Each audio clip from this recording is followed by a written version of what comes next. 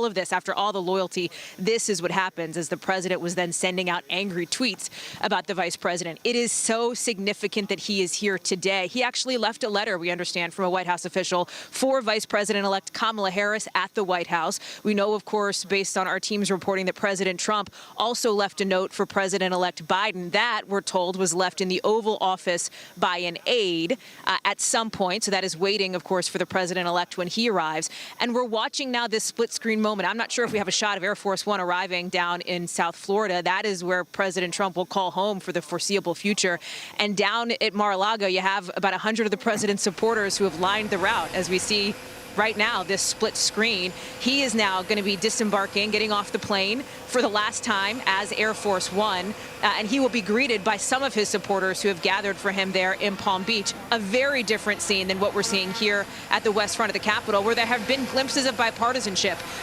Congressman Jim Clyburn, for example, taking selfies with Congressman Steve Scalise. You had the Bushes walk immediately over to Clyburn, for example, congregate with them. Supreme Court justices, including Justice Sotomayor here, she, remember, will be the one who will be swearing in Vice President-elect Kamala Harris. A real moment of the first Latina Supreme Court justice, and of course the first woman of color to become the vice president. As we see the vice president and his wife now come out onto the balcony to a round of applause. As I look behind me here, everybody's standing and watching Vice President Mike Pence and Karen Pence as he assumes those traditional roles.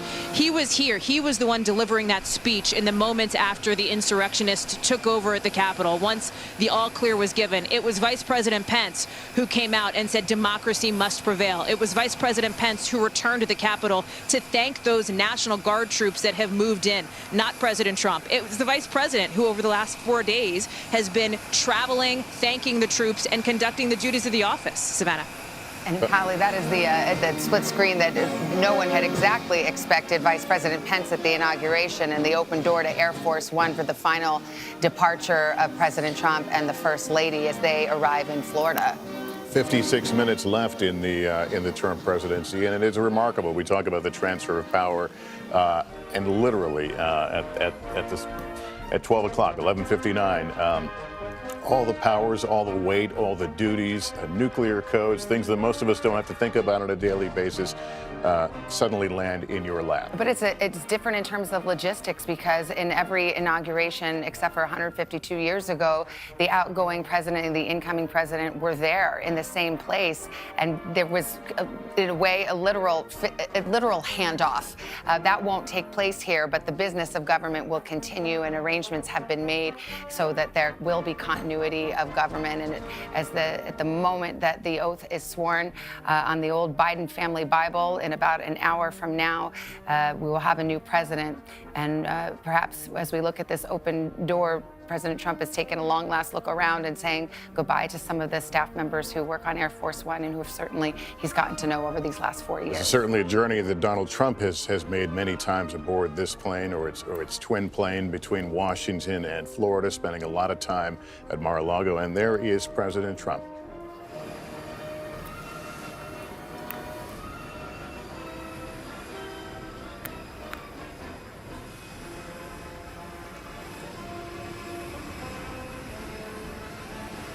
A rather elaborate send-off at Joint Base Andrews a few hours ago. We don't know what sort of greeting. We see the armored vehicle there right at the steps, so we don't, well, let's see what happens. And yes, Melania Trump has changed into her Florida fashions for the occasion. She left Washington, and it's cold for the sunny skies of Florida, and has changed her wardrobe accordingly as they will drive off. But as you mentioned, 60 minutes and counting until we have a new president. And what was it he said at the end of his remarks today? I'll be back in some form. He said, I'll be back in some form, absolutely, and definitely did not give any indication he plans to leave the political stage, but in what form that takes, we'll see. And now we see the Trump children descend the staircase, but this is the moment where the split screen goes away and all eyes go on the United States Capitol, because we are about to inaugurate a new president, and the seat of government and those who hold power in our government are ready. We've got 6 of the 9 Supreme Court justices in attendance. The 3 oldest justices are not there because of pandemic concerns. We have congressional leaders, and we have about 1,000 guests, which is about a 20th of what normally would happen if there weren't a pandemic and these grave security concerns. But to our eyes, as you see the vice president there, it's all the trappings and all of the traditions that we would come to expect from an inauguration. Kind of wondering what his political future he may be pondering. Again, kept a higher profile, we'll say, over the last couple of weeks as we have struggled with what happened at the Capitol. His fortunes have changed quite a bit, and again, as mentioned, there was no greater loyal ally to President Trump than Mike Pence, but because supporters of the president were led to believe that there was anything that could be done to change the election. And Vice President Pence did not do that because he did not possess the power to do it. Quickly, that support became chants of "Hang Mike Pence" inside the halls of that building 2 weeks ago. And yes, that's Alex Rodriguez. For those who are wondering, he's also Mr. J-Lo. Jennifer Lopez is going to be performing at this inauguration. I heard him. I heard him interviewed somewhere yesterday talking about how nervous she is about. This is it's a tough venue. Well, the Super Bowl is one thing, but this is indeed. And Lady Gaga is going to be performing the national anthem. So again, you can't help but enjoy eavesdropping, at least with your eyes, on what's taking place at the Capitol. Former presidents milling about with congressional leaders and A-list celebrities, and the Biden family has come in now. We've got 3 former presidents, 6 Supreme Court justices, and untold numbers of members of Congress there as well. Looking at President Obama, we're reminded, he kept his silence for much of the last 4 years, but down the stretch, he became a very powerful advocate and a powerful voice on behalf of Joe Biden. That's Eugene Goodman, who has been given the honorary designation today of the acting deputy sergeant of arms. And if you're not familiar with his story, then we'll try to do it justice in these few moments we have. He's walking with Kamala Harris and Doug Emhoff, and he has that point of honor because he was on duty, Capitol Police officer, on that day, January 6th. And as the mob approached, a camera captured his quick thinking as he led the mob away from what he knew to be an open door right into the Senate chamber. And in doing so, could have perhaps prevented untold harm. And he has been commended for that action, and there's talk of a Congressional Medal of Honor for him. And today he has the honor of escorting Doug Emhoff and soon-to-be Vice President Kamala Harris. So many images of that day, and so many of them horrifying, but that was certainly one of bravery and quick thinking and all the things that we would hope in a horrible situation like that. And so Kamala Harris, Doug Emhoff will make their way to the door and will be officially announced and presented as they take their place for the inauguration and swearing in. And perhaps it's a measure of our times and how the news cycle and so much history being made as we speak that we haven't really paused, Lester, to note that we will have the first female vice president in our nation's history in an hour, and a first Black American vice president, first Indian American. The chief of inaugural so there will be all kinds of history made today. The acting deputy House Sergeant-at-Arms, Kevin Grubbs, and the acting deputy Senate Sergeant-at-Arms, United States Capitol Police Officer, Private First Class Eugene O. Goodman. And that earned a rousing applause.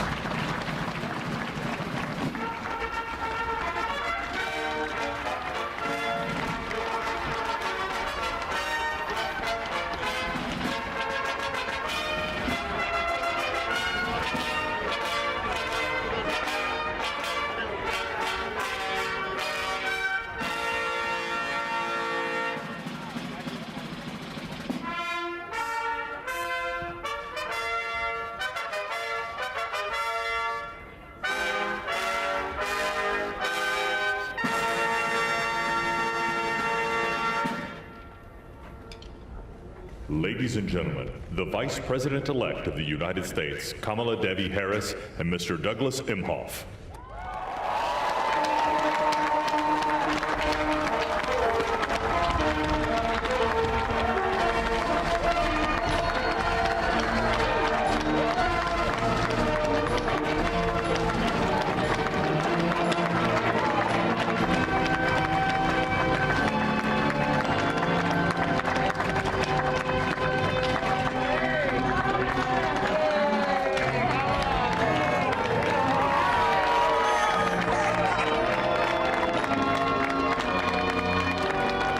Joe Biden has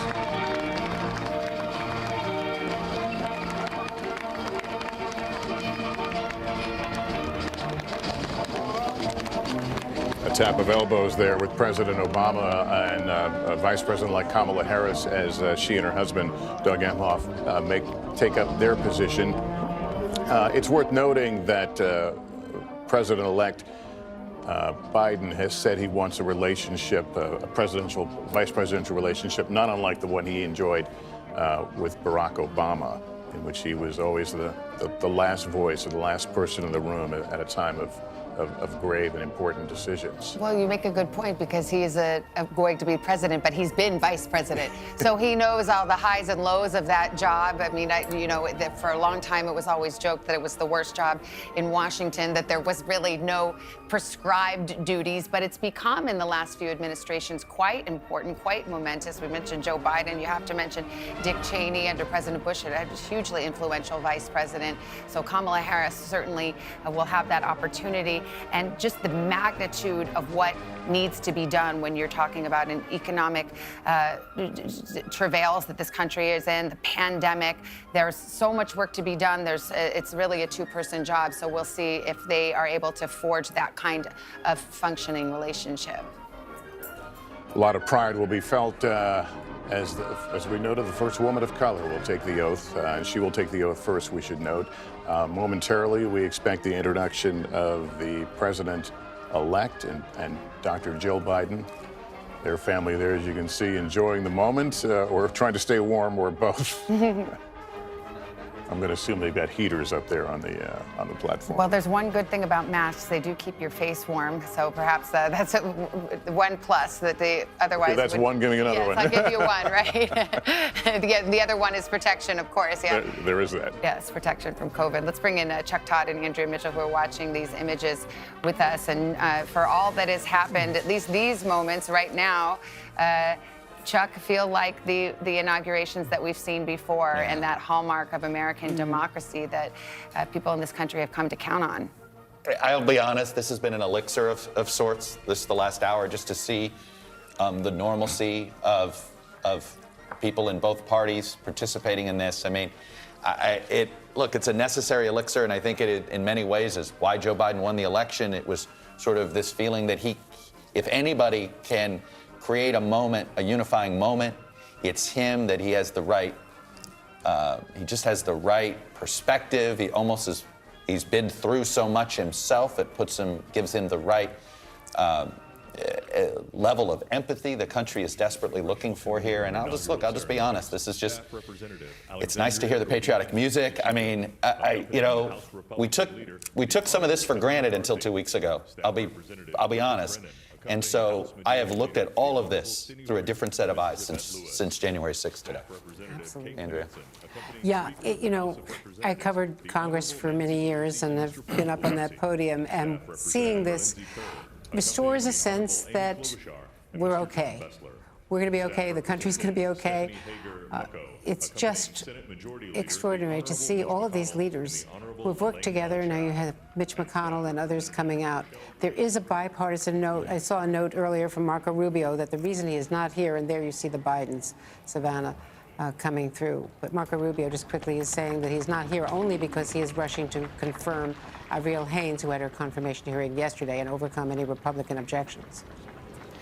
Savannah? As we watch the president-elect, soon-to-be president, and soon-to-be first lady approach, and we saw the congressional leaders, I do think, Chuck, to pick up on what you were talking about, there is that almost feeling of defiance, institutional defiance. Congress saying, wait a minute, you attacked us 2 weeks ago, but just as they came in the late hours of the night and completed their business on January 6th, this is a continuation of that thread, their constitutional duty to inaugurate a new president at high noon, January 20th, that is written in our founding documents, and in 45 minutes it will happen. And there does feel like there's that defiance and determination on the part of Republicans and Democrats. I want to share with you, Savannah, I want to pick up on this. I want to share with you, I talked to somebody who was pretty high up in the Bush administration a couple weeks ago, who said, I know you guys and the press are beating yourselves up, members of Congress are. He says, you know what? The guardrails did work. over these last 4 years. They got bruised, they got beaten, and we've seen, but we're, in some ways, and almost today itself is a reminder, as much as we thought, oh my God, look how vulnerable our system is to sort of crumbling. A lot of the institutions, while they were battered and bruised, whether it's ours in the press or Congress or other institutions, they worked, they held up. And this person said to me, you know what, I don't want to share his name because it would just give that person a lot of problems. But he sort of said, you know what, in 20 years, we may look back at this in the same way we look back at the McCarthy years and say, you know what, the system worked, we weeded it out. And this morning, right now, is a reminder, our guardrails did hold up. The weather may be a different story. We're seeing a few little snow flurries out there. And we're starting to see some of the introductions, more congressional leaders coming in. I'm squinting at the screen to see who we can identify. But any moment now that we know that President-elect Biden and soon-to-be First Lady Jill Biden, Dr. Jill Biden, are on the move inside the Capitol and about to make their big entrance. And we're going to hear remarks shortly from Senator Roy Blunt of Missouri on behalf of the Inauguration Committee.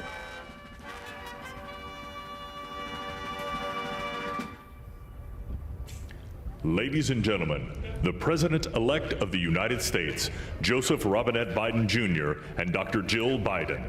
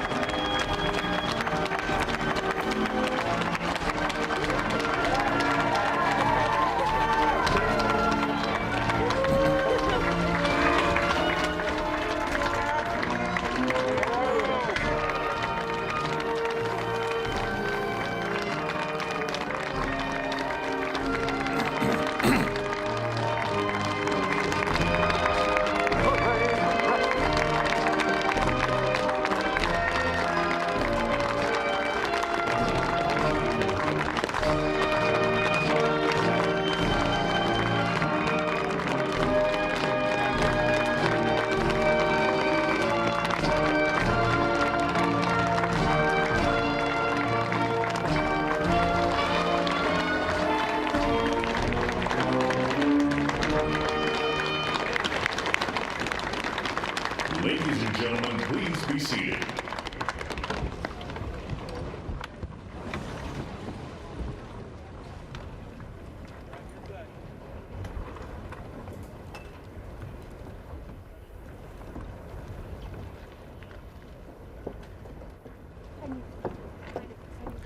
Please welcome the Honorable Amy Klobuchar.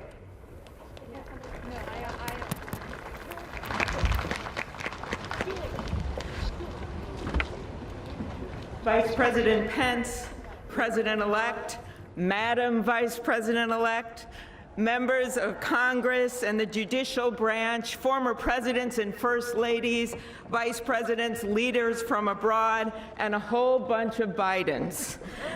America, welcome to the 59th presidential inauguration, where in just a few moments, Joe Biden and Kamala Harris will take their solemn oaths.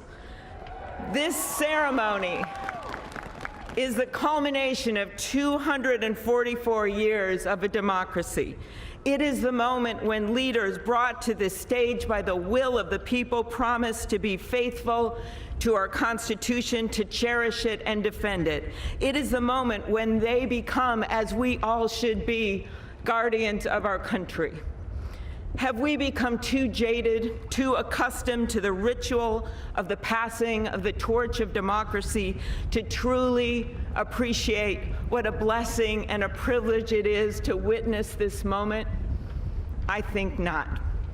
2 weeks ago, when an angry, violent mob staged an insurrection and desecrated this temple of our democracy, it awakened us to our responsibilities as Americans. This is the day when our democracy picks itself up, brushes off the dust, and does what America always does: goes forward as a nation under God, indivisible, with liberty and justice for all. This conveyance of a sacred trust between our leaders and our people takes place in front of this shining Capitol dome for a reason. When Abraham Lincoln gave his first inaugural address in front of this Capitol, the dome was only partially constructed, braced by ropes of steel. He promised he would finish it. He was criticized for spending funds on it during the Civil War. To those critics, he replied, "If the people see the Capitol going on, it is a sign we intend the Union shall go on." And it did, and it will. Generations of Americans gave their lives to preserve our republic in this place. Great legislation to protect civil rights and economic security and lead the world was debated and crafted under this dome. Now it falls on all of us, not just the two leaders we are inaugurating today, to take up the torch of our democracy, not as a weapon of political arson, but as an instrument for good. We pledge today never to take our democracy for granted as we celebrate its remarkable strength. We celebrate its resilience, its grit. We celebrate the ordinary people doing extraordinary things for our nation, the doctors and nurses on the front line of this pandemic, the officers in the Capitol, a new generation never giving up hope for justice. We celebrate a new president, Joe Biden, who vows to restore the soul of America and cross the river of our divides to a higher plane. And we celebrate our first African American, first Asian American, and first woman vice president, Kamala Harris, who stands on the shoulders of so many on this platform who have forged the way to this day. When she takes the oath of office, little girls and boys across the world will know that anything and everything is possible. And in the end, that is America, our democracy, a country of so much good. And today, on these Capitol steps and before this glorious field of flags, we rededicate ourselves to its cause. Thank you. It is now my honor to introduce to you the senator who has worked with me and so many others to make this ceremony possible, my friend and the chair of the inaugural committee, Missouri Senator Roy Blunt.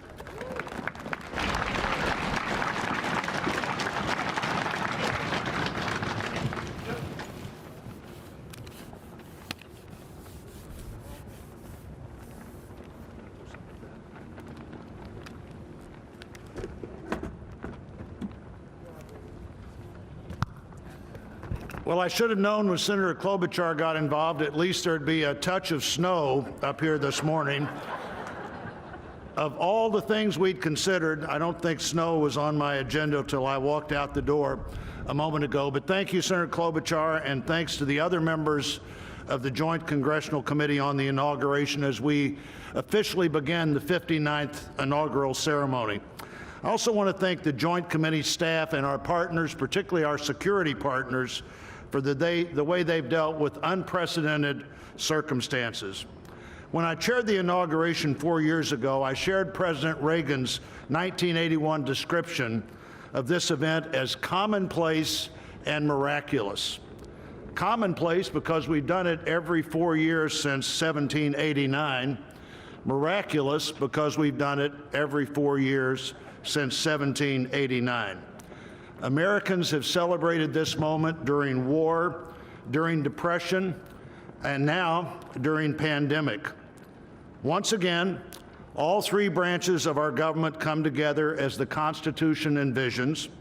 Once again, we renew our commitment to our determined democracy, forging a more perfect union. That theme for this inauguration, our determined democracy, forging a more perfect union, was announced by the Joint Committee before the election with the belief that the United States can only fulfill its promise and set an example for others if we are always working to be better than we have been. The Constitution established that determined democracy with its first three words: declaring the people as the source of the government. The Articles of Confederation hadn't done that. The Magna Carta hadn't done that. Only the Constitution says the government exists because the people are the source of the reason it exists. They immediately followed those first three words with the words to form a more perfect union. The founders did not say to form a perfect union. They did not claim that in our new country nothing would need to be improved. Fortunately, they understood that always working to be better would be the hallmark of a great democracy. The freedoms we have today, the nation we have today, is not here just because it happened, and they aren't complete. A great democracy working through the successes and failures of our history, striving to be better than it had been. And we are more than we have been, and we are less than we hope to be. The assault on our Capitol at this very place just 2 weeks ago reminds us that a government designed to balance and check itself is both fragile and resilient. During the last year, the pandemic challenged our free and open society and called for extraordinary determination and sacrifice, and still challenges us today. Meeting that challenge head on have been and are healthcare workers, scientists, first responders, essential frontline workers, and so many others we depend on in so many ways. Today we come to this moment. People all over the world, as we're here, are watching and will watch what we do here. Our government comes together. The Congress and the courts join the transition of executive responsibility. One political party more pleased today and on every inaugural day than the other. But this is not a moment of division, it's a moment of unification. A new administration begins and brings with it a new beginning. And with that, our great national debate goes forward, and a determined democracy will continue to be essential in pursuit of a more perfect union and a better future for all Americans. What a privilege for me to join you today. Thank you.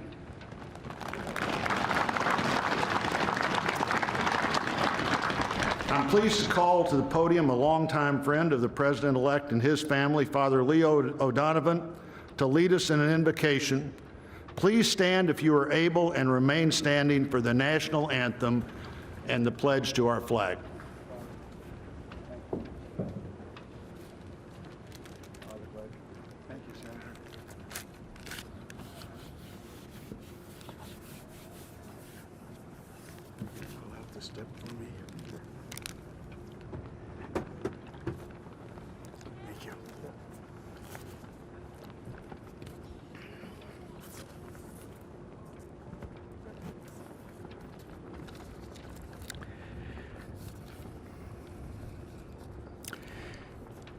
Gracious and merciful God, at this sacred time we come before you in need, indeed on our knees.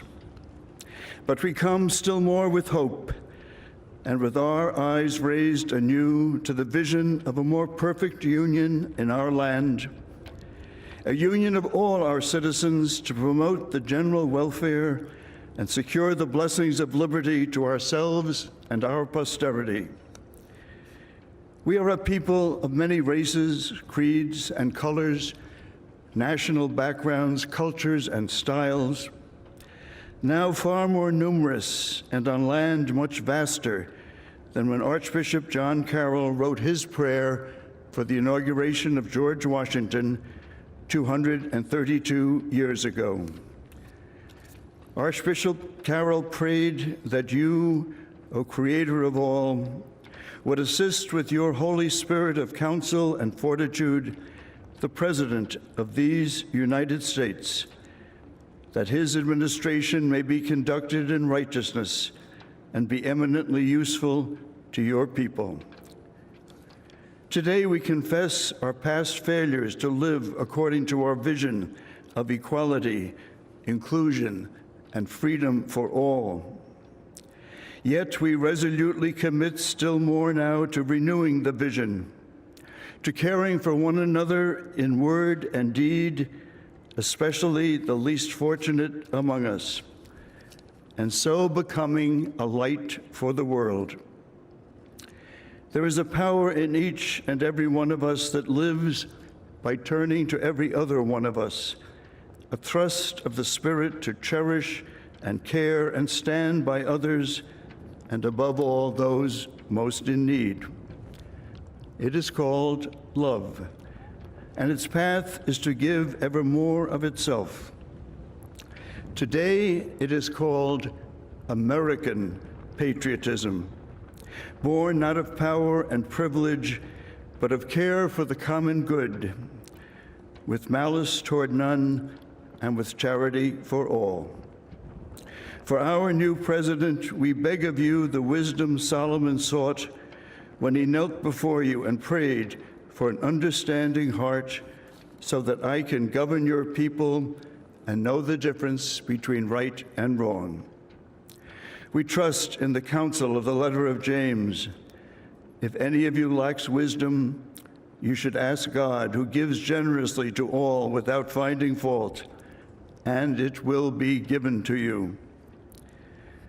Pope Francis has reminded us how important it is to dream together. By ourselves, he wrote, we risk seeing mirages, things that are not there. Dreams, on the other hand, are built together. Be with us, holy mystery of love, as we dream together. Help us under our new president to reconcile the people of our land, restore our dream and invest it with peace and justice and the joy that is the overflow of love. To the glory of your name, forever, amen.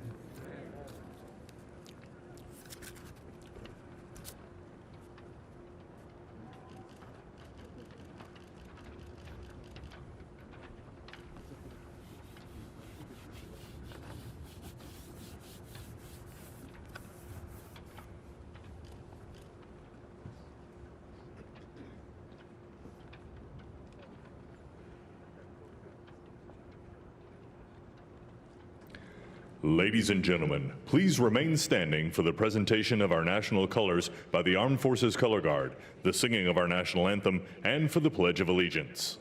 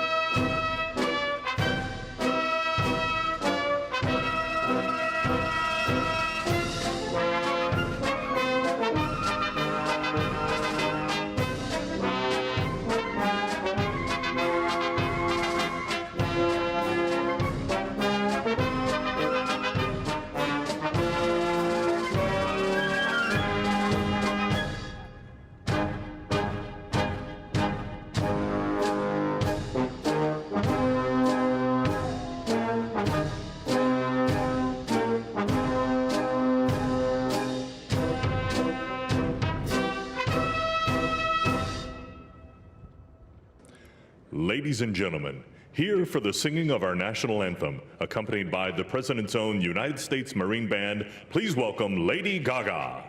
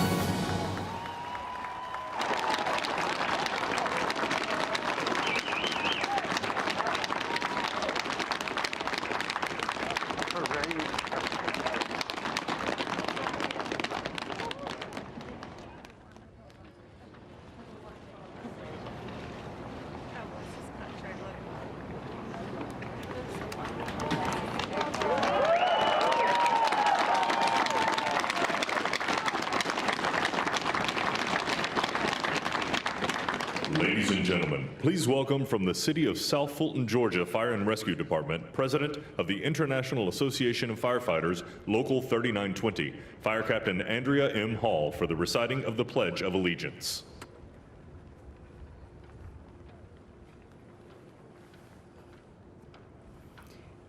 I pledge allegiance to the flag of the United States of America and to the republic for which it stands, one nation, under God, indivisible, with liberty and justice for all.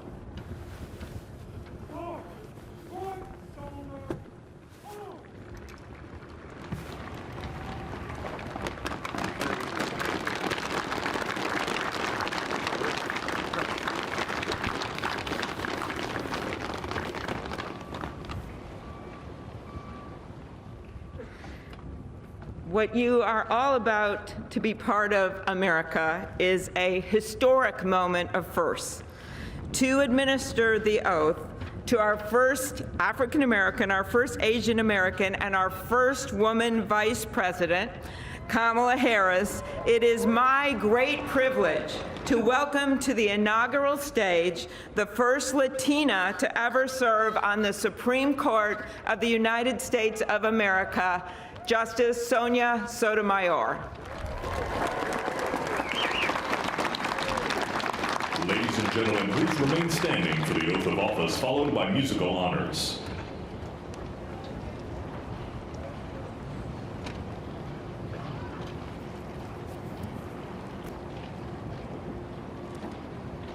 Please raise your right hand and repeat after me.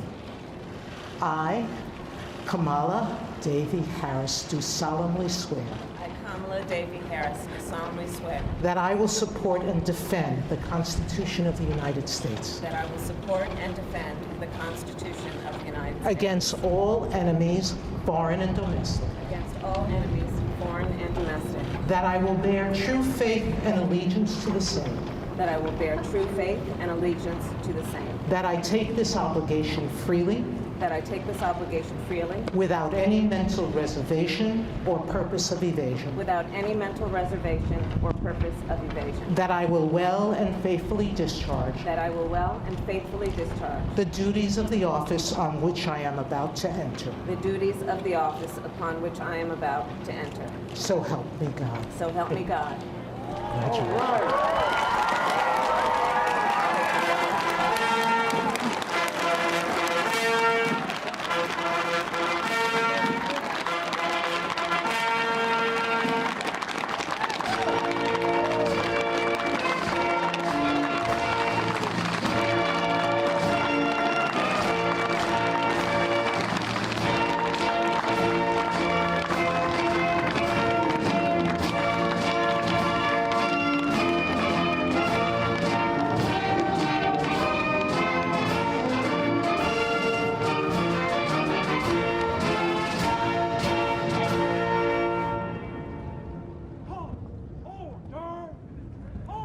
Ladies and gentlemen, please be seated.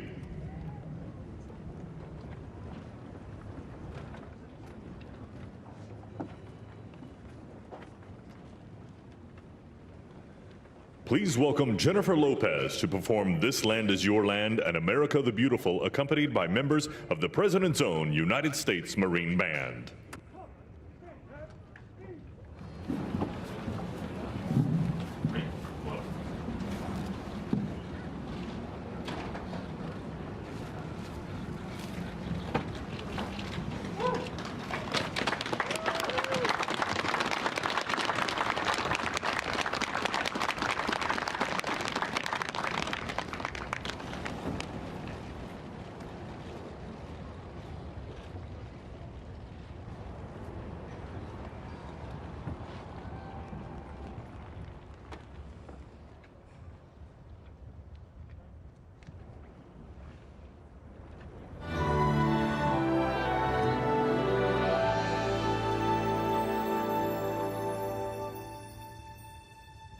This land is your land.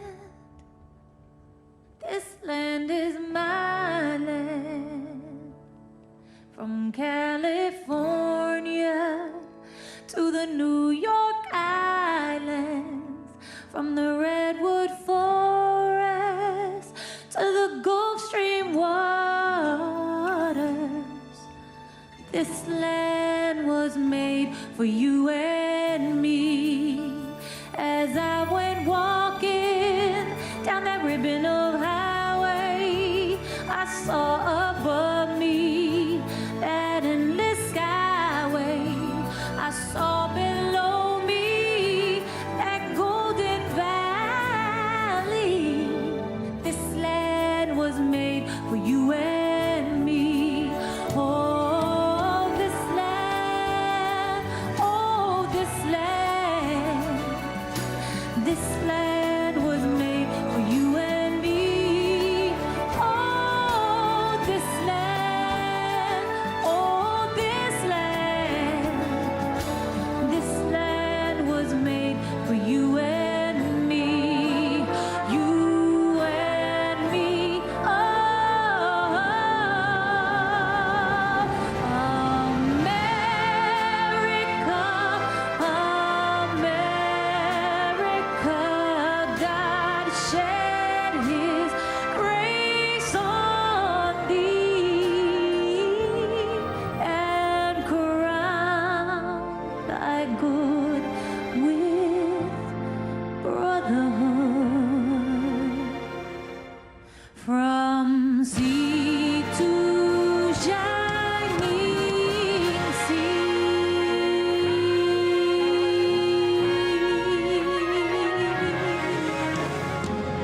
Una nación bajo Dios, indivisible, con libertad y justicia para todos. Let's get loud.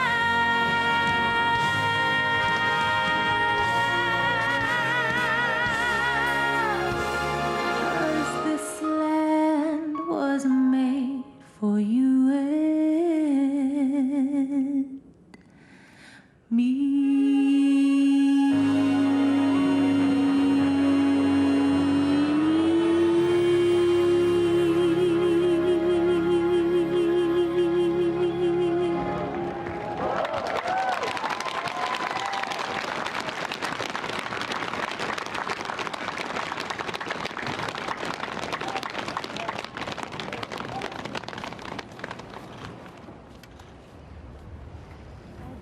Well, that was great. The sun is shining, and Mr. President-elect, this is the first inauguration in the history of America where J-Lo was the warm-up act for Chief Justice Roberts. With that, it is now my distinct honor to introduce the Chief Justice of the Supreme Court of the United States, John Roberts, to administer the presidential oath to the next President of the United States, Joseph R. Biden.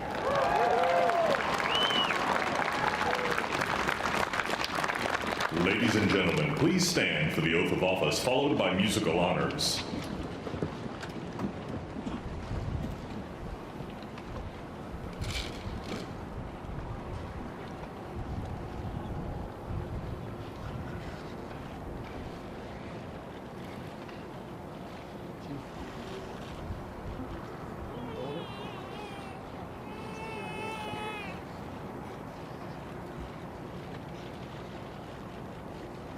Please raise your right hand and repeat after me. I, Joseph Robinette Biden, Jr., do solemnly swear. I, Joseph Robinette Biden, Jr., do solemnly swear. That I will faithfully execute.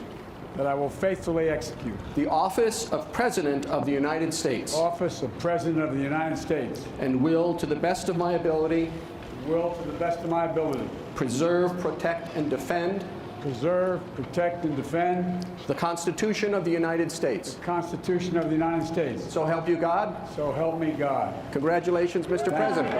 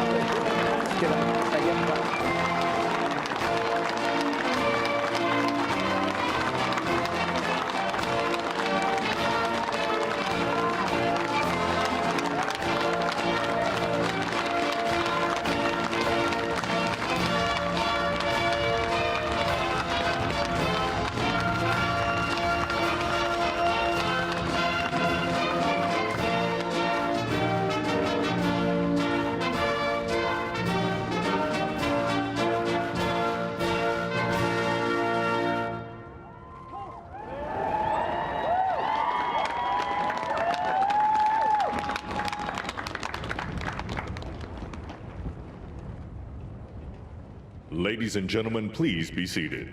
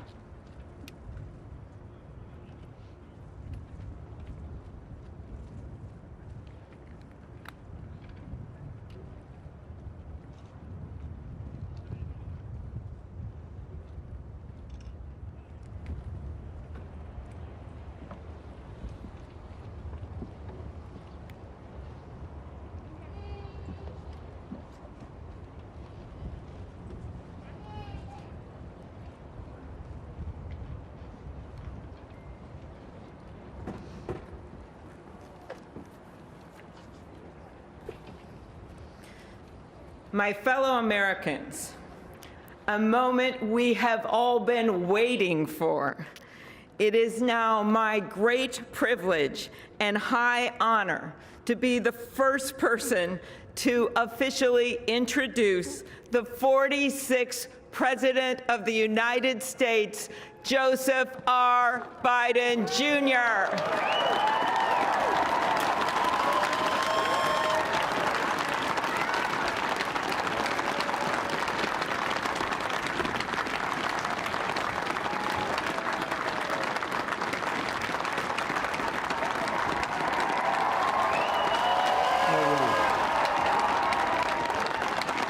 Chief Justice Roberts, Vice President Harris, Speaker Pelosi, Leader Schumer, Leader McConnell, Vice President Pence, and my distinguished guests, my fellow Americans. This is America's day.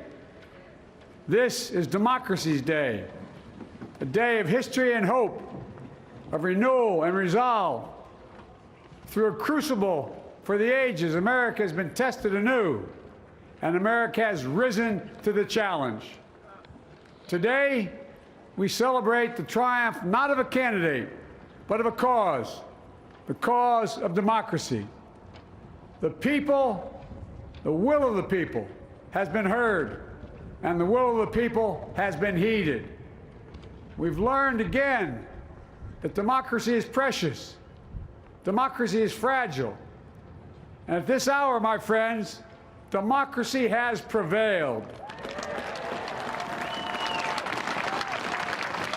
So now, on this hallowed ground where just a few days ago, violence sought to shake the Capitol's very foundation, we come together as one nation, under God, indivisible, to carry out the peaceful transfer of power as we have for more than 2 centuries.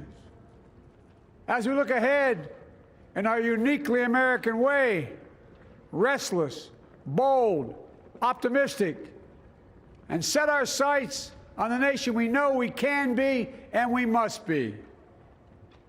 I thank my predecessors of both parties for their presence here today. I thank them from the bottom of my heart. And I know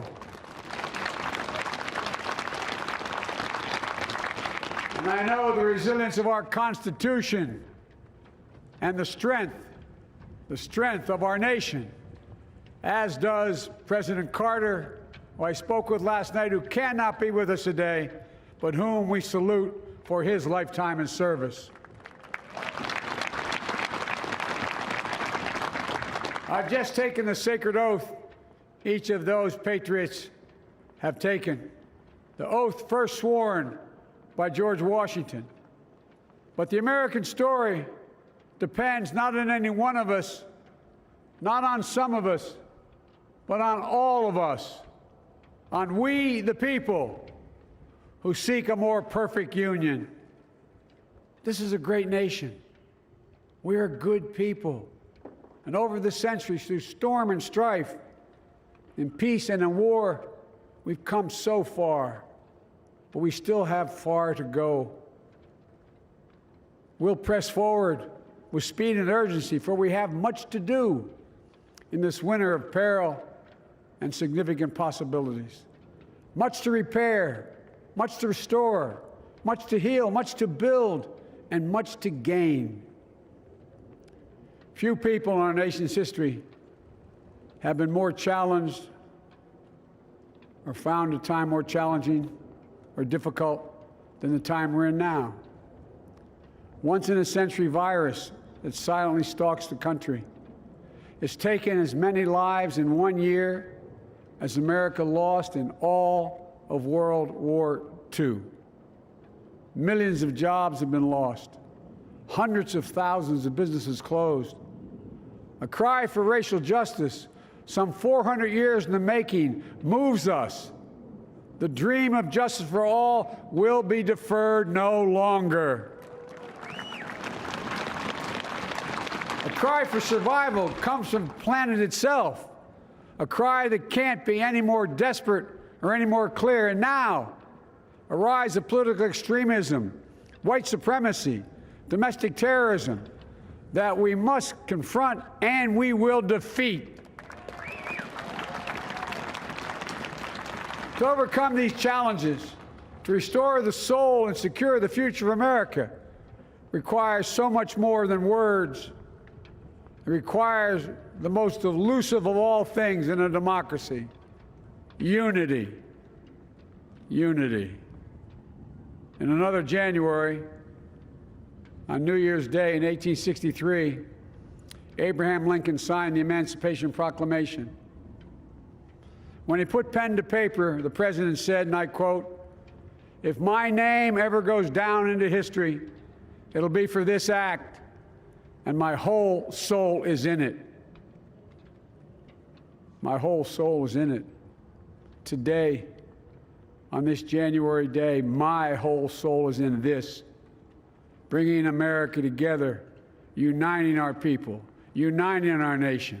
And I ask every American to join me in this cause.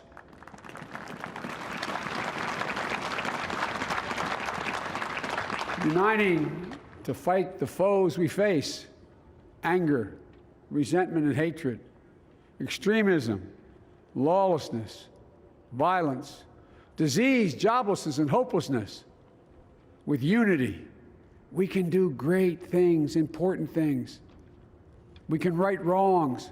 We can put people to work in good jobs. We can teach our children in safe schools. We can overcome the deadly virus. We can reward work and rebuild the middle class and make health care secure for all. We can deliver racial justice, and we can make America once again the leading force for good in the world. I know speaking of unity can sound to some like a foolish fantasy these days. I know the forces that divide us are deep and they are real. But I also know they are not new. Our history has been a constant struggle between the American ideal that we're all are created equal and the harsh, ugly reality that racism, nativism, fear, demonization have long torn us apart. The battle is perennial, and victory is never assured. Through Civil War, the Great Depression, World War, 9/11, through struggle, sacrifice, and setbacks, our better angels have always prevailed. In each of these moments, enough of us have come together to carry all of us forward. And we can do that now. History, faith, and reason show the way of unity. We can see each other not as adversaries, but as neighbors. We can treat each other with dignity and respect. We can join forces, stop the shouting, and lower the temperature. For without unity, there is no peace, only bitterness and fury. No progress, only exhausting outrage. no nation, only a state of chaos.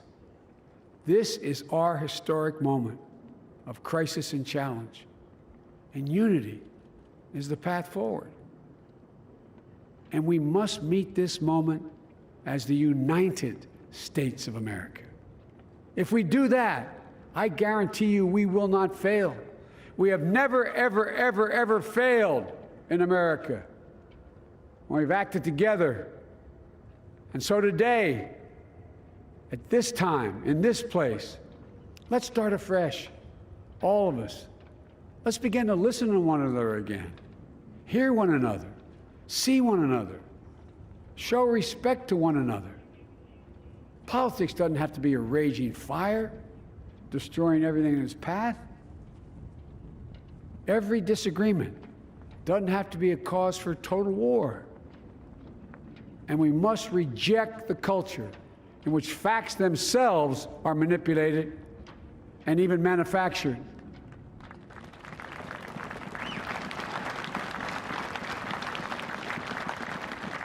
My fellow Americans, we have to be different than this.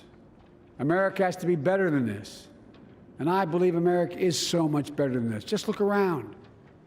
Here we stand in the shadow of the Capitol Dome, as was mentioned earlier, completed amid the Civil War, when the Union itself was literally hanging in the balance. Yet we endured. We prevailed. Here we stand, looking out on the great mall where Dr. King spoke of his dream. Here we stand where 108 years ago, at another inaugural, thousands of protesters tried to block brave women marching for the right to vote. And today, we mark the swearing in of the first woman in American history elected to national office, Vice President Kamala Harris. Don't tell me things can't change. Here we stand, across the Potomac from Arlington Cemetery, where heroes who gave the last full measure of devotion rest in eternal peace. And here we stand, just days after a riotous mob thought they could use violence to silence the will of the people, to stop the work of our democracy, to drive us from this sacred ground. It did not happen. It will never happen. Not today, not tomorrow, not ever. Not ever.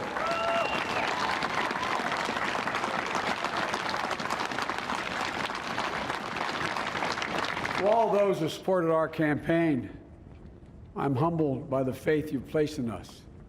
To all those who did not support us, let me say this. Hear me out as we move forward. Take a measure of me and my heart. And if you still disagree, so be it. That's democracy. That's America.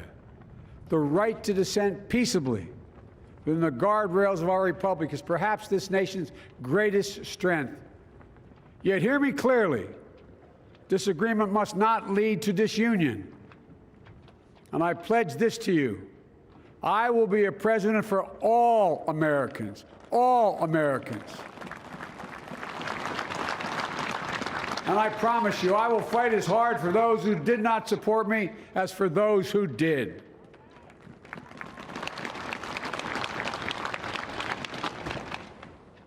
Many centuries ago, St. Augustine, a saint of my church, wrote that a people was a multitude defined by the common objects of their love.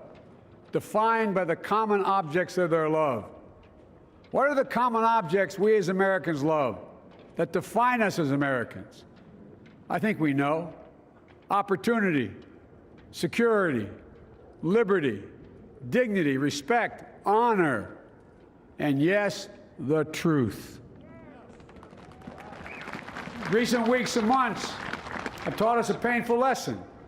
There is truth and there are lies. Lies told for power and for profit. And each of us has a duty and a responsibility as citizens, as Americans, and especially as leaders.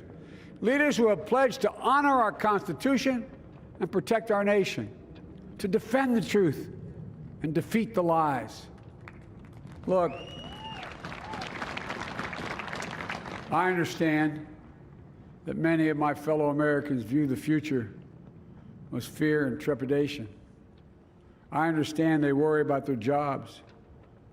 I understand, like my dad, they lay at bed at night, staring at the ceiling, wondering, can I keep my health care?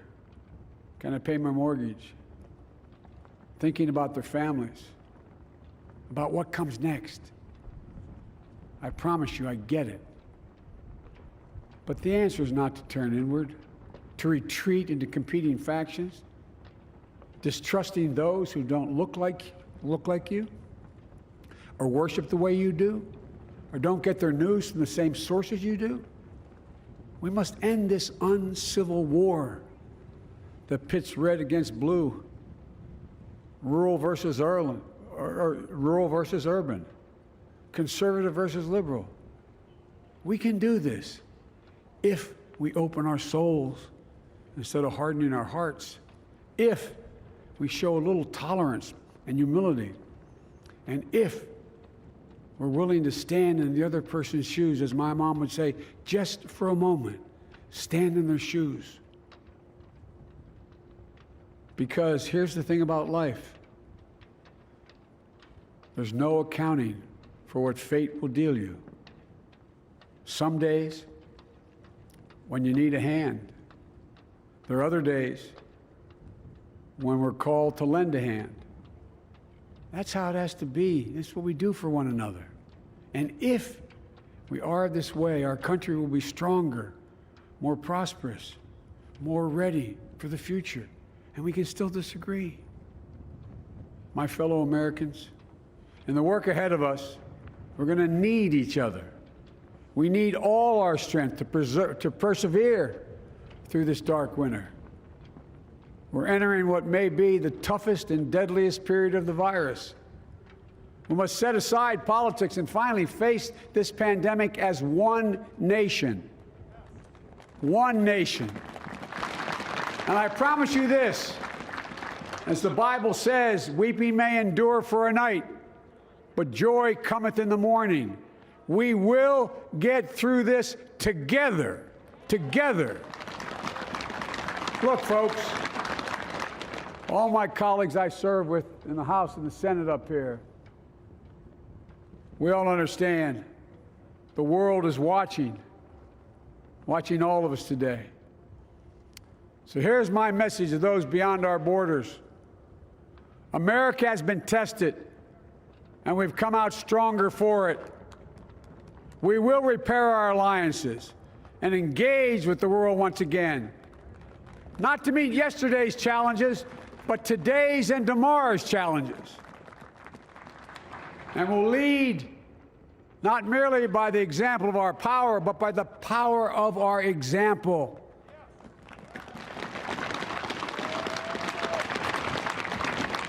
We'll be a strong and trusted partner for peace, progress, and security. Look, you all know we've been through so much in this nation. And my first act as president, I'd like to ask you to join me in a moment of silent prayer. Remember all of those who we lost in this past year to the pandemic. Those 400,000 fellow Americans, moms, dads, husbands, wives, sons, daughters, friends, neighbors, and co-workers. We'll honor them by becoming the people and the nation we know we can and should be. So I ask you, let's say a silent prayer for those who've lost their lives and those left behind, and for our country.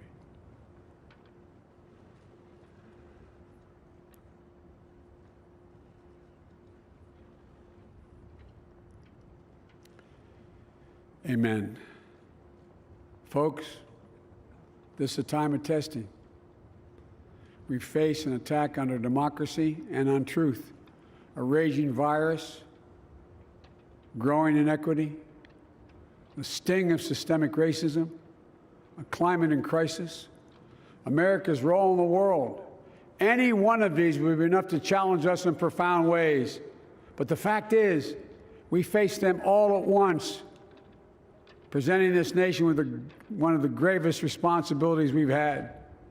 Now we're going to be tested. Are we going to step up, all of us, It's time for boldness, for there's so much to do. And this is certain. I promise you, we will be judged, you and I, by how we resolve these cascading crises of our era. We will rise to the occasion is the question. Will we master this rare and difficult hour? Will we meet our obligations and pass along a new and better world to our children? I believe we must. I'm sure you do as well. I believe we will. And when we do, we'll write the next great chapter in the history of the United States of America, the American story. A story that might sound something like a song that means a lot to me. It's called American Anthem. There's one verse that stands out, at least for me, and it goes like this. The work and prayers of century have brought us to this day. What shall be our legacy? What will our children say? Let me know in my heart when my days are through. America, America, I gave my best to you. Let's us add our own work and prayers to the unfolding story of our great nation. If we do this, then when our days are through, our children and our children's children will say of us, they gave their best, they did their duty, they healed a broken land. My fellow Americans, I close the day where I began, with the sacred oath.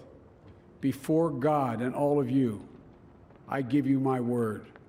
I will always level with you. I will defend the Constitution. I'll defend our democracy. I'll defend America. And I'll give all of you, keep everything I do in your service, thinking not of power, but of possibilities, not of personal interest, but the public good. And together, we shall write an American story of hope, not fear, of unity, not division, of light, not darkness, a story of decency and dignity, love and healing, greatness and goodness. May this be the story that guides us, the story that inspires us, and the story that tells ages yet to come that we answered the call of history. We met the moment. Democracy and hope, truth and justice did not die on our watch but thrived. That America secured liberty at home and stood once again as a beacon to the world.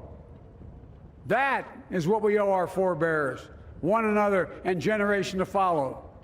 So, with purpose and resolve, we turn to those tasks of our time, sustained by faith, driven by conviction, and devoted to one another and the country we love with all our hearts. May God bless America, and may God protect our troops. Thank you, America.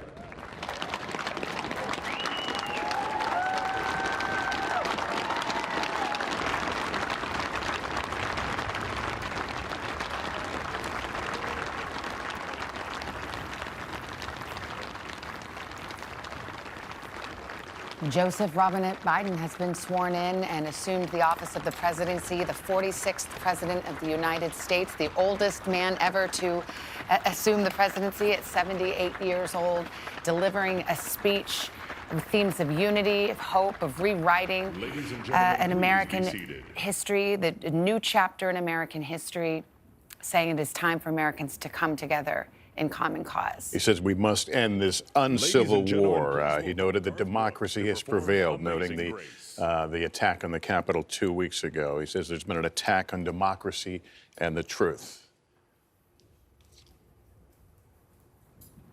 Garth Brooks now will perform.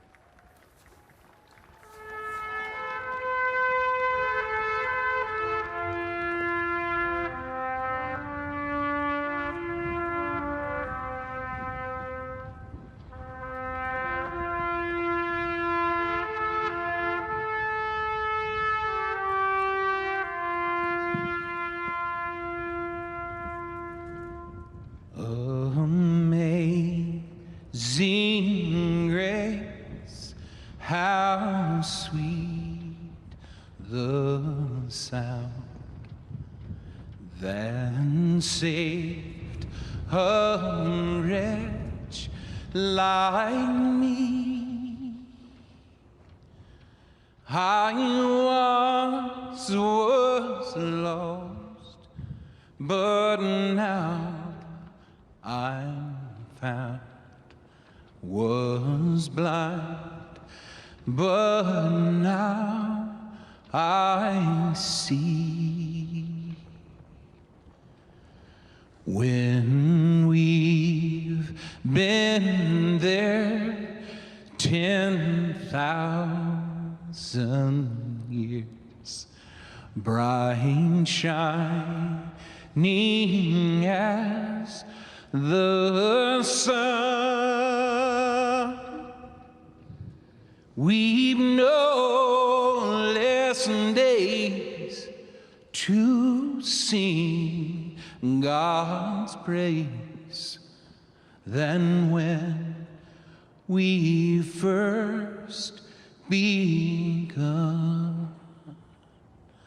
If I can ask you to sing this last verse with me, not just the people here, but the people at home, at work, as one, united. Amazing grace, how sweet the sound that saved a wretch like me. I once was lost, but now I'm found. Was blind, but now I see.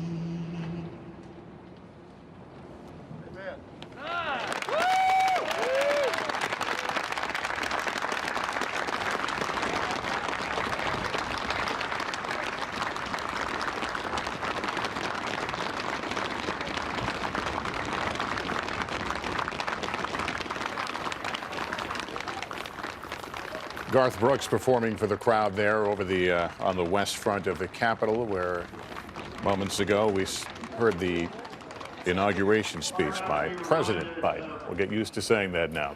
President Biden. It's a new era and a new day in Washington as the Constitution decreed at 12 noon the term of the prior president ends and the prior vice president, and there is a new president and vice president, President Biden and Vice President Harris. I'm not to be reminded of President Obama's singing listen. that same song at the Mother Emanuel Church. A song that in our culture is as close to both poetry and prayer as you could possibly come.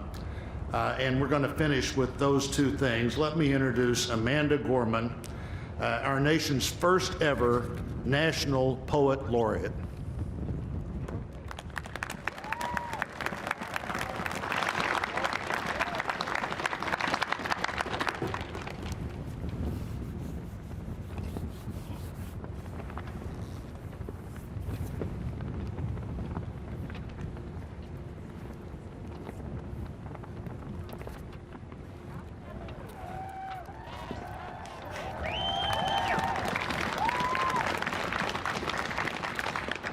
Mr. President, Dr. Biden, Madam Vice President, Mr. Emhoff, Americans, and the world. When day comes, we ask ourselves, where can we find light in this never-ending shade? The loss we carry, a sea we must wade. We've braved the belly of the beast. We've learned that quiet isn't always peace, and the norms and notions of what just isn't always just is. And yet the dawn is hours before we knew it. Somehow we do it. Somehow we've weathered and witnessed a nation that isn't broken, but simply unfinished. We, the successors of a country and a time where a skinny black girl descended from slaves and raised by a single mother can dream of becoming president, only to find herself reciting for one. And yes, we are far from polished, far from pristine, but that doesn't mean we are striving to form a union that is perfect. We are striving to forge our union with purpose, to compose a country committed to all cultures, colors, characters, and conditions of man. And so we lift our gazes not to what stands between us, but what stands before us. We close the divide because we know to put our future first, we must first put our differences aside. We lay down our arms so we can reach out our arms to one another. We seek harm to none and harmony for all. Let the globe, if nothing else, say this is true. That even as we grieved, we grew, that even as we hurt, we hoped, that even as we tired, we tried, that we'll forever be tied together, victorious, not because we will never again know defeat, but because we will never again sow division.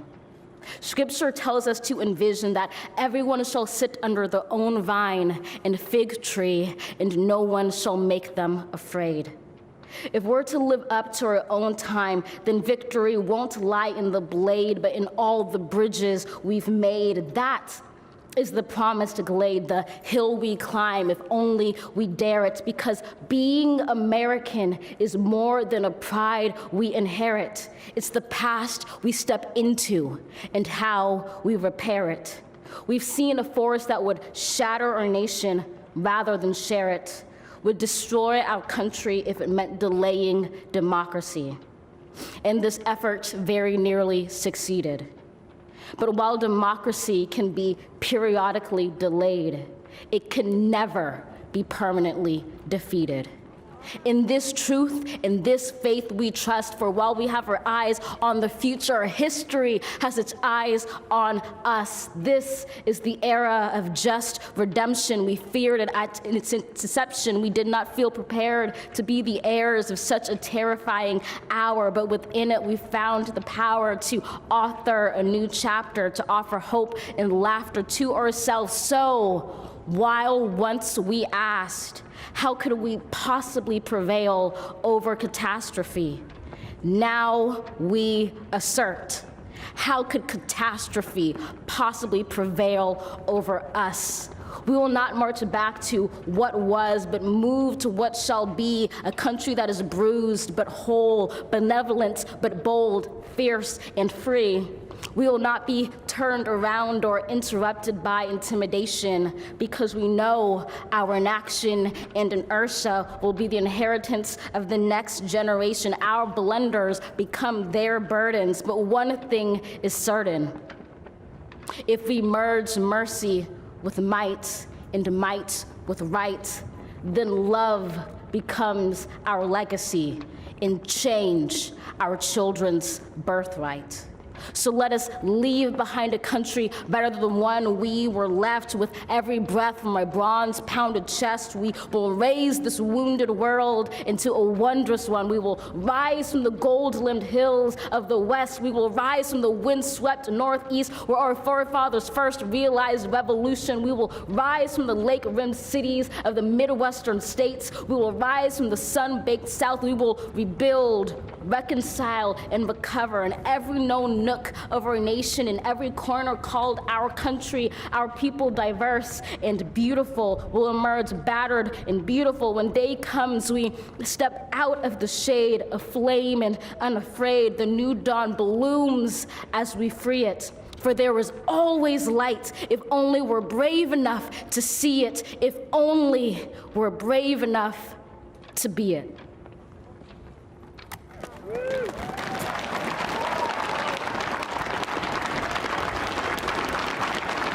Her name is Amanda Gorman.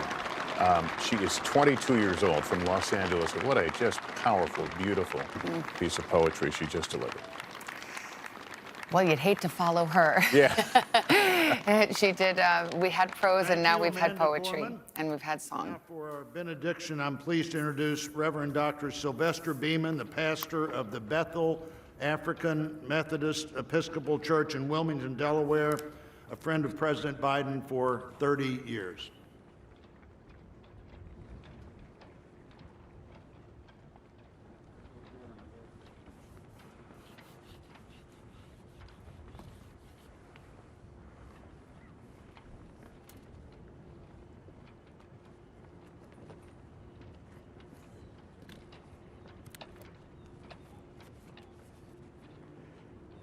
As a nation and people of faith gathered in this historical moment, let us unite in prayer. God, we gather under the beauty of your holiness and the holiness of your beauty. We seek your face, your smile, your warm embrace. We petition you once more in this celebration. We pray for divine favor upon our President, Joseph R. Biden, and our First Lady, Dr. Jill Biden, and their family. We further ask that you would extend the same favor upon our Vice President, Kamala D. Harris, and our second gentleman, Doug Emhoff, and their family. More than ever, they and our nation need you. We need you, for in you we discover our common humanity.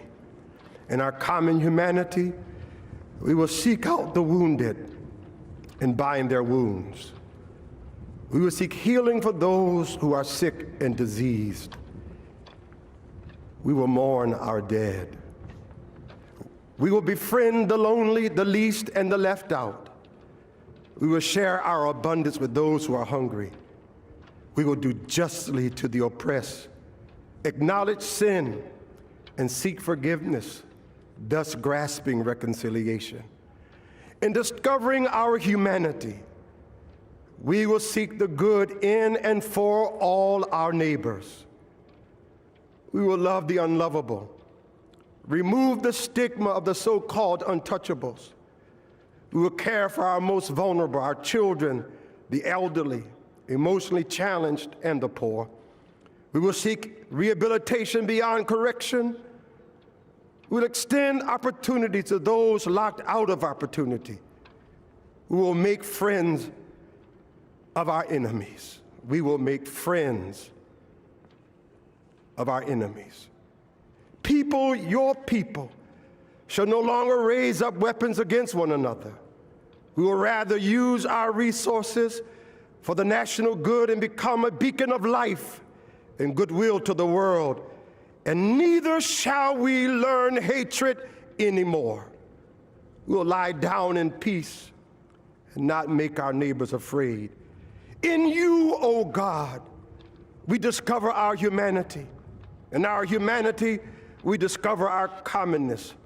Beyond the difference of color, creed, origin, political party, ideology, geography, and personal preferences.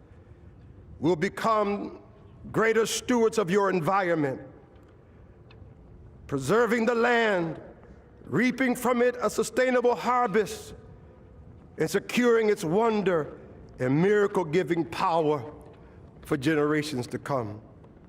This is our benediction, that from these hallowed grounds, where slaves labored to build this shrine and citadel to liberty and democracy, let us all acknowledge, from the indigenous Native American to those who recently received their citizenship, from the African American to those whose foreparents came from Europe and every corner of the globe, from the wealthy to those struggling to make it, from every human being, regardless of their choices, that this is our country.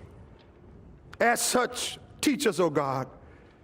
As such, teach us, O God, to live in it, love in it, be healed in it, and reconcile to one another in it, lest we miss kingdom's goal. To your glory, majesty, dominion, and power forever. Hallelujah.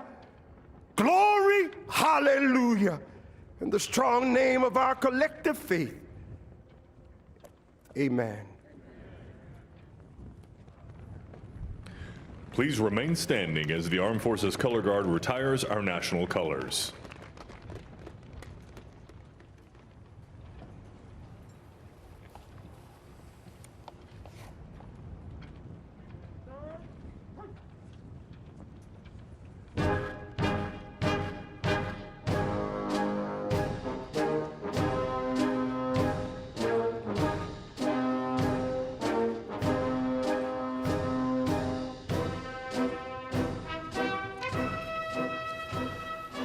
And that concludes the inauguration ceremony at the Capitol. It looked different than any other, and as we expected, the empty spaces, the social distancing.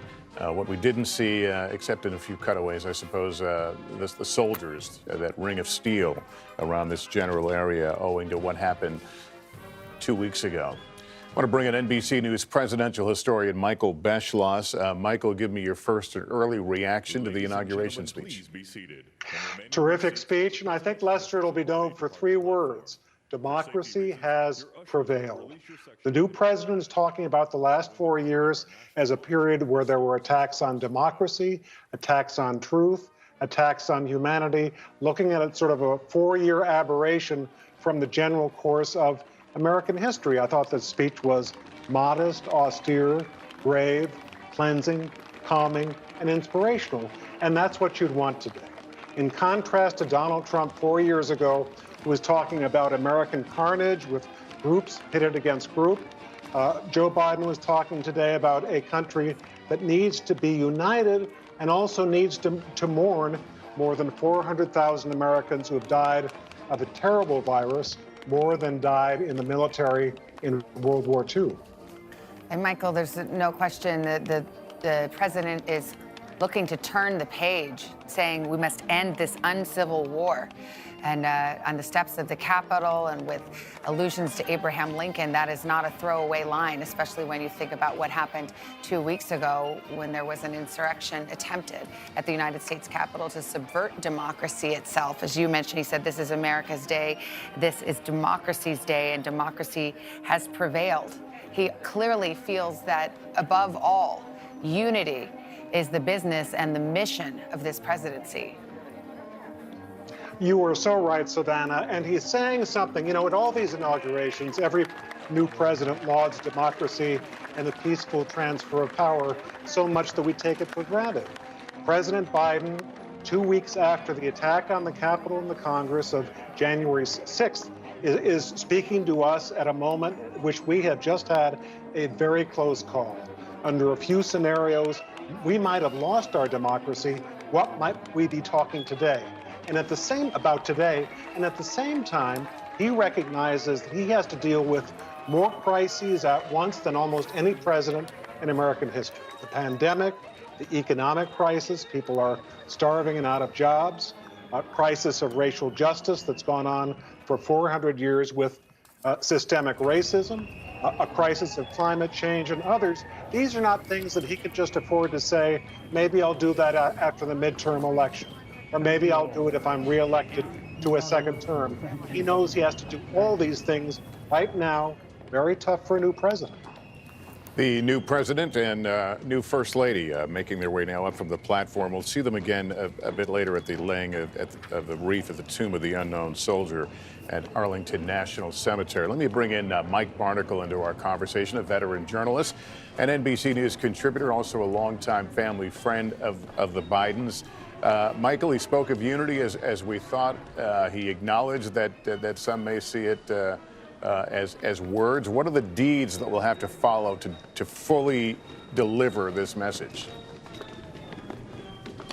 Well, I think the deeds are obvious to all, Lester. He has got to attack the virus with a vaccine, apply it to hundreds of millions of Americans in order to get the rest of the ball rolling and get the job done.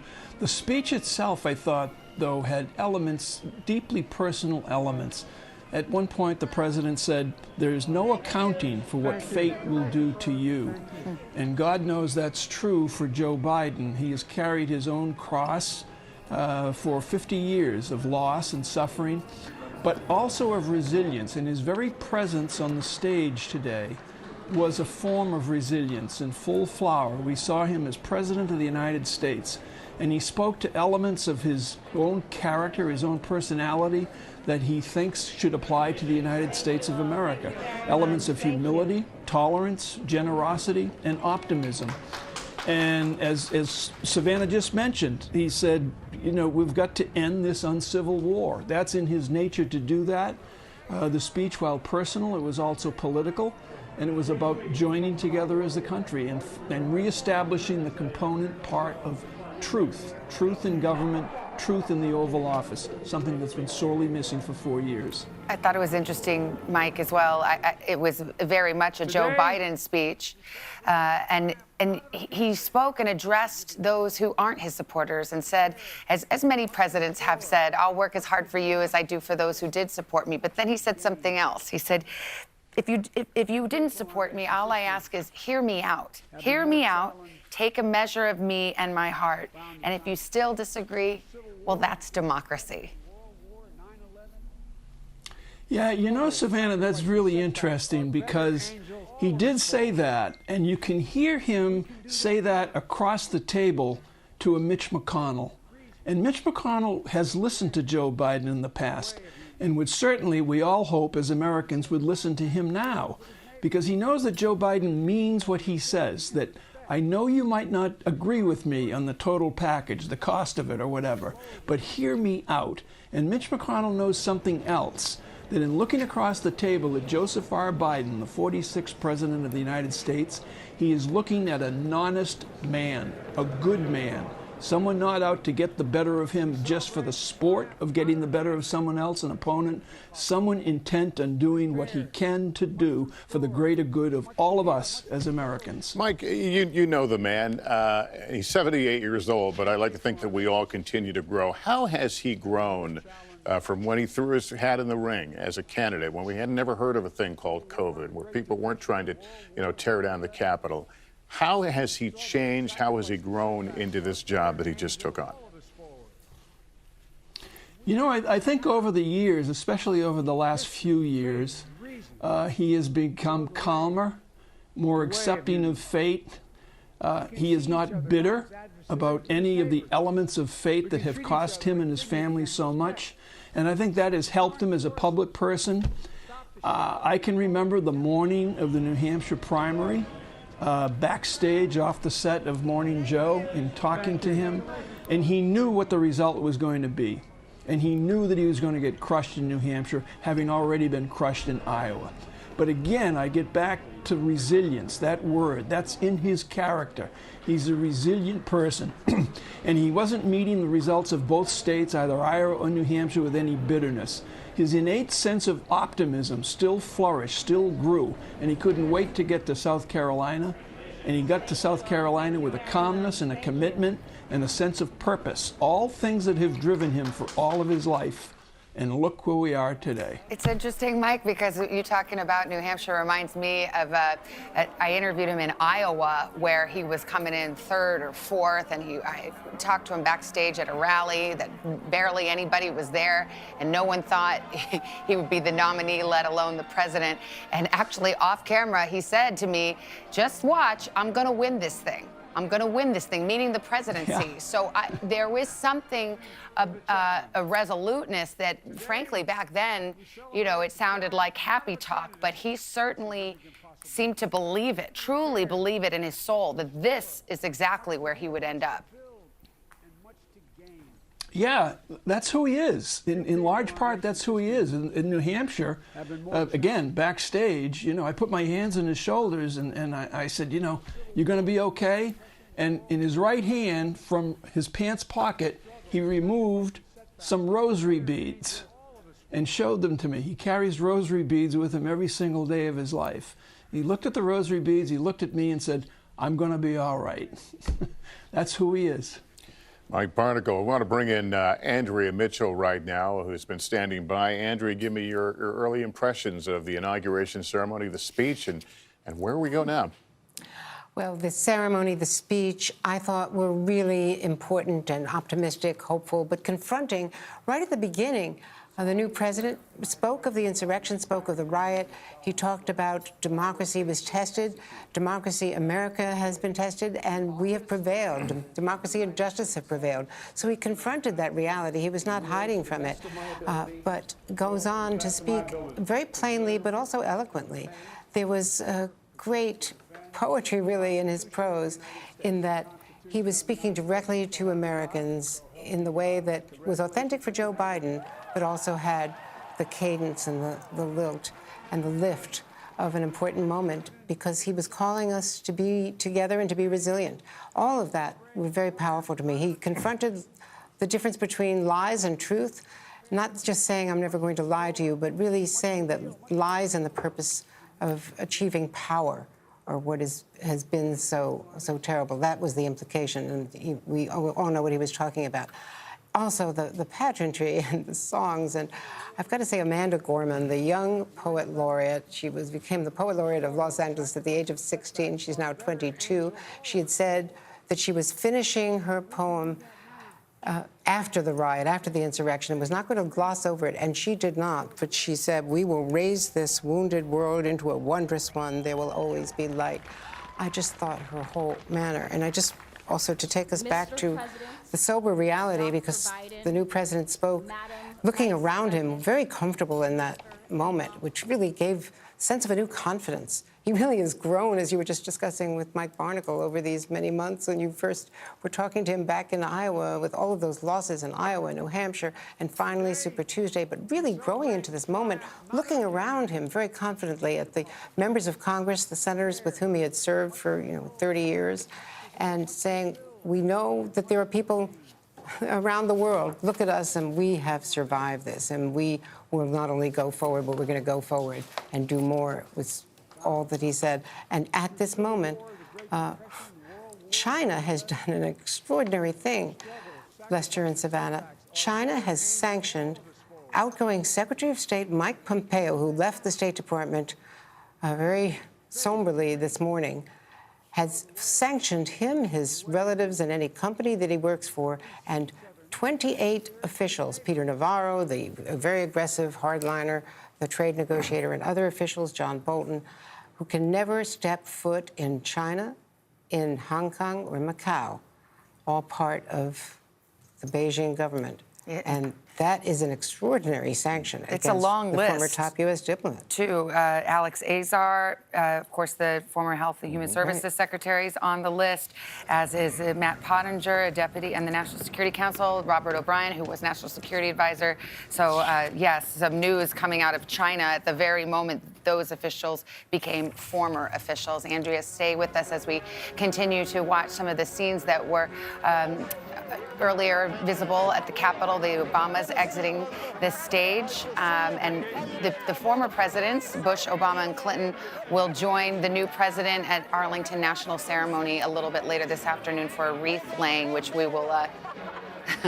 wish we could heard what that was over my talking, but in any event, we'll rewind the tape for you. But they'll do that later this afternoon. And we turn now to a couple of guests who certainly know the challenges that any new administration will face. Andy Card, who was Chief of Staff to President George W. Bush, John Podesta, Chief of Staff to President Clinton, and Counselor to President Obama. Gentlemen, thank you for being with us.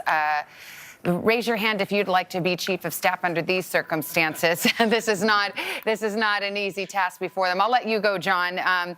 What did you think of the speech, and what do you think of what this president has before him?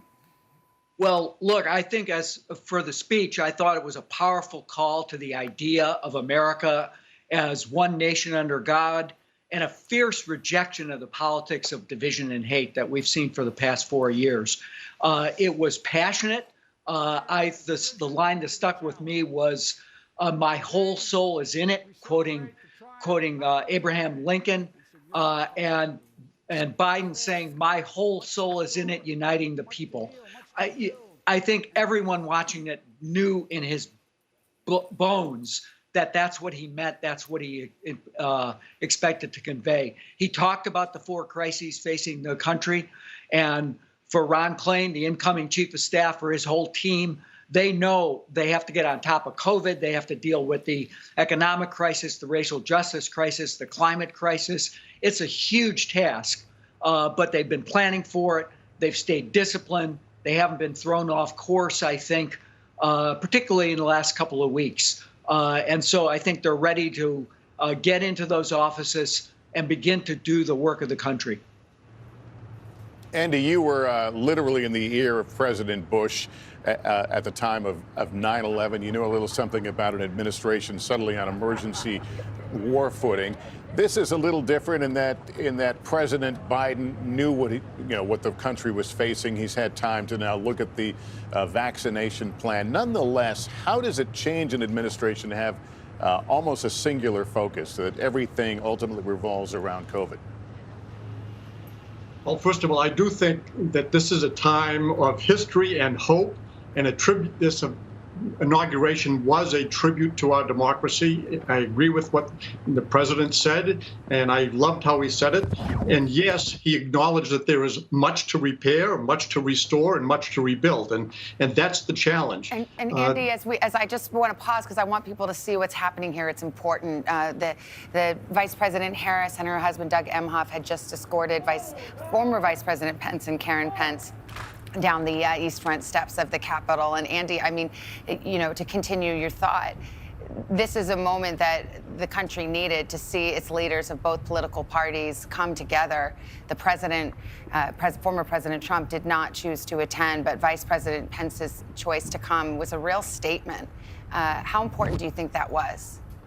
I think it's critically important, and I compliment Vice President Pence for being there, and I actually celebrate the role that he played in the last 10 days to help us celebrate our democracy and restore it and put it on the right path. So I'm glad that he was there, and I'm grateful that Kamala Harris, the new vice president, seems to be very gracious to Vice President Pence, and I think that was a good signal to see. I was also thrilled that the former presidents that were there celebrating our democracy. It's so important for us to polish our democracy. It's been very tarnished, and the world is watching us. So this inauguration was a very good inauguration. I pray that people paid attention to it objectively, put their partisan differences aside, and just listen to it, because this was an inauguration of hope, and I'm going to say resolve and determination to make sure that everyone's voices in this country are heard, but that our democracy and the institutions of our democracy will work. And we've got to help to make sure they work for the benefit of everyone. And so I compliment the president for setting a tone that was very important for us to have. We needed it, and it was long overdue. Former Vice President Mike Pence and his wife, their motorcade now having left the Capitol. Let's go to Craig Melvin, who's there on that east front of the Capitol. Craig? Hey, Lester. So what we're watching right now, the vice president and her husband, they're heading back into the rotunda now as we watch former Vice President Mike Pence's motorcade head out. At this point, we don't know where he and Karen Pence are going, but they're leaving the Capitol. So right now, they'll go back inside to the rotunda. The Vice President, President Biden, inside now with the First Lady. They'll have a brief luncheon with House and Senate leadership. And then there'll be a sort of an exchanging of gifts, if you will.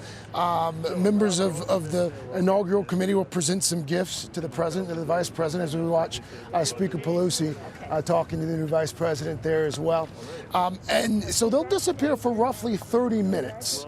And then after that, they'll descend the steps once again. Vice President Biden and the new First Lady will also join them. And that's when they'll make that procession to Arlington National Cemetery for a wreath-laying ceremony. We're told that the former presidents will go ahead of President Biden, but that they'll all join in the wreath-laying there. That should take about 10 or 20 minutes. They're about 15 minutes behind schedule at this point, Lester and Savannah, but you can see the House and Senate leadership. This is some video from earlier, obviously, but we just saw the House and Senate leadership getting ready to head in for that private luncheon. One thing I can also tell you, just a little bit of color from the east side of the Capitol. Of course, the actual swearing in was on the west side. While that was happening, we got to sort of watch Secret Service transform the beast, as it's known. That, of course, the limousine that President Biden will be traveling in over the next 4 years. They outfitted it with new decals. They attached new U.S. flags to it as well. So the peaceful transfer of power continues. Small and large. Yeah. Check the oil and the windshield wiper fluid. We saw them wiping it down as well. Well, it is the COVID era after all. Craig, thank you so much. I would like to think that the images we've seen here the last couple hours will begin to erase some of what we saw 2 weeks ago, because that has been so associated now with the Capitol. Yeah, it's a good way to put it, that hopefully these powerful images of party leaders coming together, of a peaceful transfer, will in some ways supersede those disturbing images that we've seen. We see there Hillary and Bill Clinton walking down the hall, people grabbing their pictures. As mentioned, they're headed to Arlington National Ceremony with the other former presidents in attendance today for a wreath laying. We want to bring in Chuck Todd, and Chuck, these moments, I know you, and I know that you are somebody who grew up watching inaugurations, and you've been a political junkie for your whole life. And, I was thinking about that myself in these last few weeks, and how meaningful it is, and what it gives to the American people to see political rivals and people from different parties come together in a moment of unity and grace. And that itself has a lot of healing potential. Savannah, to watch Joe Biden today, it was such a stark reminder of how, as a country, we do seek out whatever we think we were missing, whatever it is we thought we were missing in the previous president. He is the better angel president. Joe Biden believes he's eternally optimistic. He's not cynical. The guy's been in Washington so long, you would think, some of us are here too long and you become cynical. He's never cynical. He still thinks the better angels exist. And it was just such an important moment. But you're right. I mean, January 6th has made this, I think, much more meaningful to so many people. Forget just those of us raised to be history junkies the way I was raised. I mean, it certainly is an elixir. By the way, a point of research, I had my team look. This is the first inaugural address ever to mention the virus of white supremacy. We looked at every inaugural address, and these are important. This inaugural address is part of the American story, and that's what I sort of loved about it, is that Joe Biden wrapped himself in the story of America that sort of has a true north. And it was sort of an attempt to, look, you can't erase the chapter of the last 4 years, but you can put a marker down and show that we've moved forward. And I just think it is important to say that the fact that he said white supremacy, and he talked about it as a scourge in this country, and to be the first president to do it, I also think that's just an important marker that years from now will be looked back on as an important inflection point that an American president set. Yeah, Chuck, you talk about it being an elixir to see people from different parties, coming together. Mm-hmm. I mean, this is an inauguration. This is, a public event. It doesn't erase the fact that some of the people on that very podium did not want to approve the electoral vote count. That it's going to be more than smiles and handshakes and public moments like that to erase what's wrong, what's broken. I think this is going to be extraordinarily difficult. And, it will be interesting. Joe Biden is a forgiver. And it's going to frustrate some Democrats at times, because I think he is going to want to figure out a way to put his arm around some of these folks in a way, even frankly, when they don't deserve it. Even when they haven't done enough to at a minimum apologize for what they did. The fact that we haven't seen that from these 140-odd Republicans that essentially went on the record to challenge the democracy. I do think it's going to be an enormous challenge. There is There's levels of distrust inside that Congress that we've never experienced in our lifetimes. When I say distrust, like, you know, to the point of, you know, they fear for their own security around each other. That is such a horrendous and toxic place to be. And it's like it has to, that fever has to break. But I have to tell you, I think it begins, you know, this idea that Joe Biden is always going to be expected to go 90% of the way, which maybe he will, but he shouldn't, when we haven't seen some of these folks go 40% of the way. And by the way, there's an impeachment trial, perhaps days away, on top of all that. And look, and it may create more of a divide, but it's going to be a divide inside one party. And I do think it's interesting today. I think we're seeing a picture of sort of, there's two Republican parties right now, and the question's going to be, are they going to survive as one and figure out how to become one again? Or are you going to see Trump splinter off into one direction and sort of the pro-democracy Republicans splinter off in another direction? The impeachment trial is going to tell us a lot about that. Well, there is so much before this new president. We've talked about the challenges. He said, you know, the pandemic, the economy, the issues of racial justice, but add the spirit of this country and the division, put that at the top of the list, because to get anything done on the other, you need to do some repair there. There's much to repair, for sure. We're going to take a quick break. Back with much more of our Inauguration Day coverage right after this.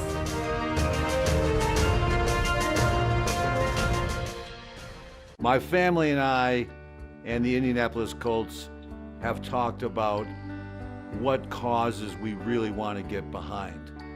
And one very important cause we wanted to be advocates about is mental health awareness. I struggled for a long time, and then I had to go to counseling, and it's okay to not be okay. No, this thing we're going through, life is not perfect. And there's so many times where, you know, you're gonna face so many obstacles and you're gonna feel like the world is against you, and you just gotta keep fighting. You gotta keep fighting no matter what, and just don't ever give up. Kicking the stigma is our commitment to eradicating and getting this environment changed. Everybody hurts sometimes. So hold on. Tonight, a special edition of NBC Nightly News for the inauguration of Joe Biden. The sights and sounds of this historic day, with in-depth analysis of what the new president faces on day one. Tonight on NBC Nightly News with Lester Holt.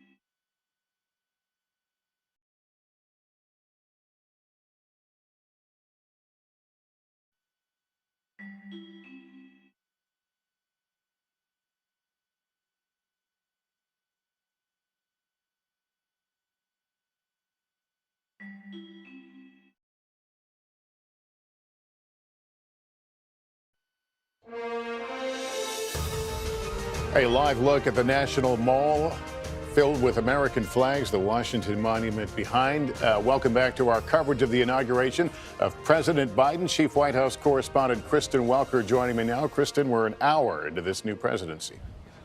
We are, Lester, and what struck me about President